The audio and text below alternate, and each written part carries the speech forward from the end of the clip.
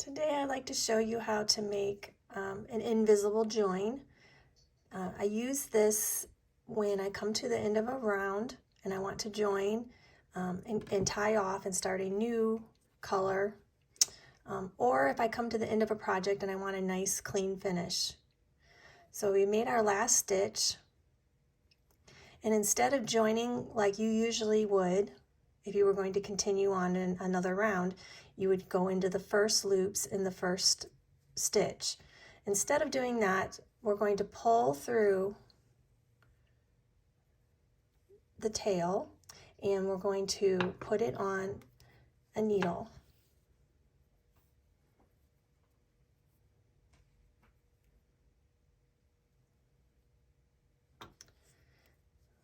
Then we're going to sew through not the first set of loops, but the second set of loops.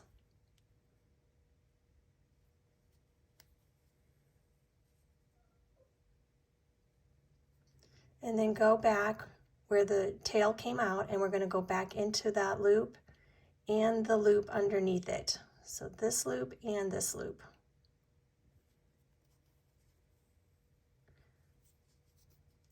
Then you just pull it tight and you will have a perfect little chain to finish your project.